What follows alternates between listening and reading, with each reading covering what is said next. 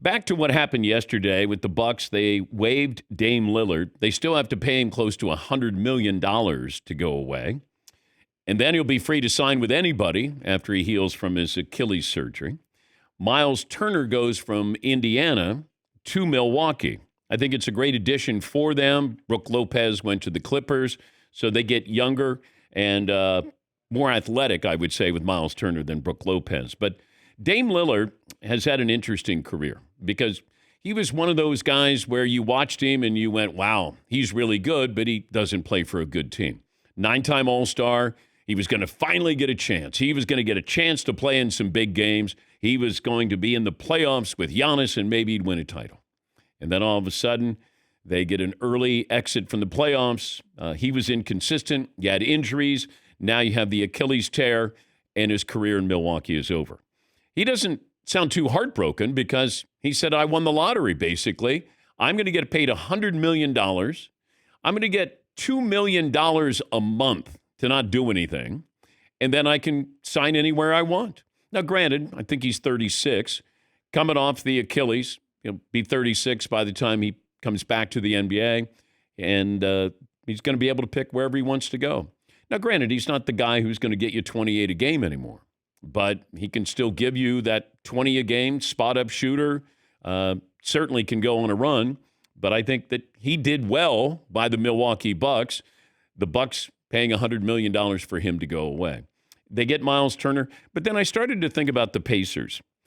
Now, if the Pacers had won the titles, I said yesterday, okay, we can deal with that. Halliburton's out for at least half the season, and we're going to lose Myles Turner. But we won a title. Well, you didn't win a title. Halliburton's out, and Myles Turner leaves and goes to a rival in the East. It almost feels like this is a gap year. Like we're going to survive. Feels like there are teams surviving in the NBA.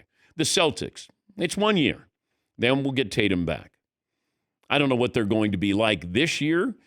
Feels like Jaylen Brown should be a dark horse MVP candidate because Jaylen Brown's probably going to get a lot of shots. He's probably going to try to average 30 a game for that team. They still have Derek White. Porzingis, to me, is not a big loss. You couldn't really count on him. But having Tatum out for half the year, they have a gap year, it feels like. Cleveland, they got Lonzo Ball because Darius Garland coming off toe surgery, but Cleveland is still the class of the East. Milwaukee will be better. Orlando is going to be better. Atlanta is going to be better. Detroit should be better. And you might have teams like Orlando and Detroit looking what happened with Indiana saying, maybe we can make a run like this. 76ers are still a mess. Don't know if I'm leaving out anybody else in the East, but you got a couple of teams that are, kind of taking this year off, or maybe the expectation level is going to be lowered. The Knicks are going to be there as well, although they still waiting to get a coach. Mike Brown appears to be the front runner since he's getting a second interview. I take back what I said when they fired Tibbs, that they must have known who they were getting. Unless they truly thought they were getting Jason Kidd, this hasn't gone well, hasn't gone as scripted. And they reached out to Dawn Staley, South Carolina head coach. I'm sure she was flattered by that. But if I'm Dawn Staley, I don't take the Knicks job. You got a great situation there with South Carolina. Now, could it be one of those landmark decisions where you want to coach the Knicks? Coach in the NBA? Yeah, I thought Becky Hammons was going to get the San Antonio Spurs job a couple of years ago. I thought Pop would step to the side and allow that to happen. But I don't know if Dawn Staley, Dawn Staley runs the ship there in South Carolina. You lose control. A lot of these coaches can't coach in the NBA because they're control freaks. In college, you get to control, or at least you used to be able to control everything. Now you go to the NBA and you're like, there are teams that guys don't even show up for practice. And there are guys who probably don't get to play that much, but there are guys that don't show up for practice, which may sound crazy, but the coach may not have a problem with it because they're not going to play, and so what? Like, you just can't have that. Shai Gilgeous is going to make $1 million a game at some point during this new contract. $1 million a game. because he plays around 70 games, so he's going to make $71 million in a couple of years.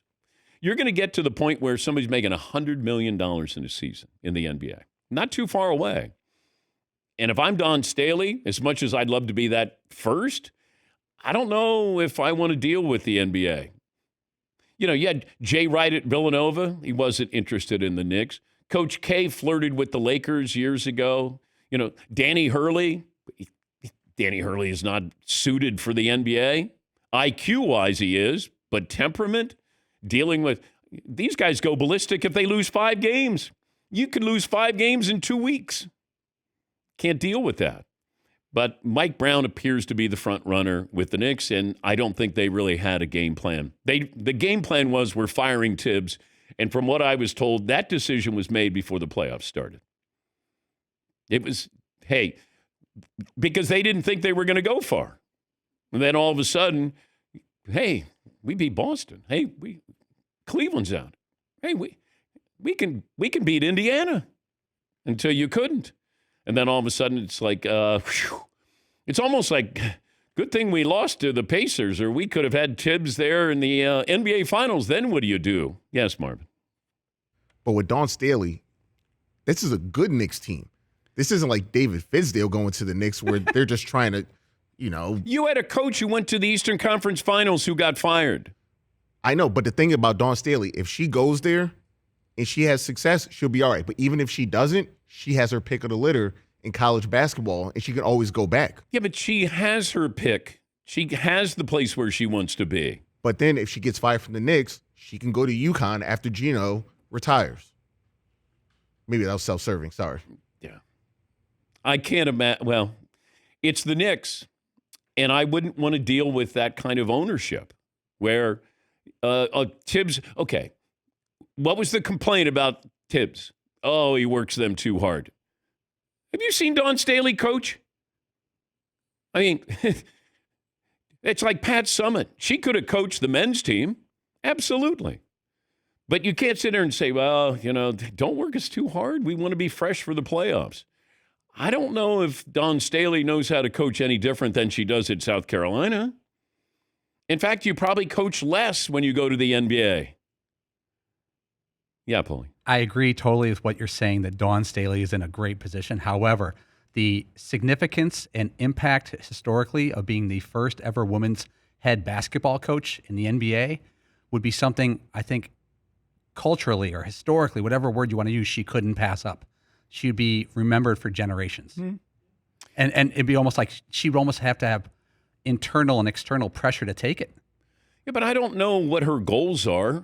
It feels like what she's doing now at South Carolina, she's trying to win national championships there, developing these women there. It's a great program. She's been successful everywhere she's gone. She's a Hall of Famer.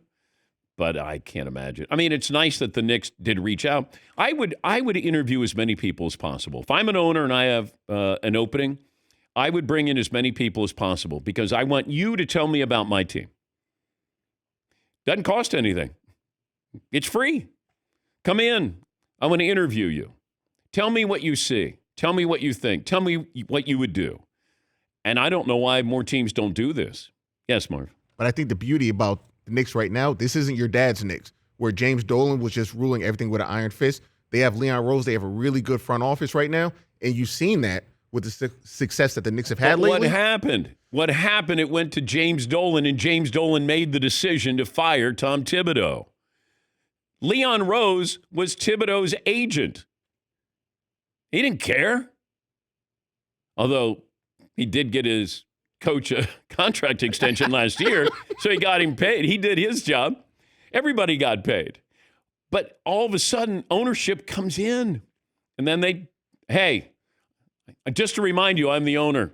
We're going to get rid of this guy.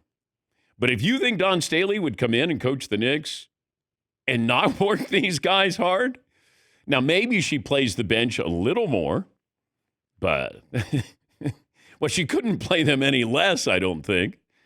I mean, it's nice that they did reach out, and I don't know if she took an interview, but hey, she's a great coach. Pat Summitt could have coached in the men's team. Becky Hammon. She was an assistant with the Spurs for a long time.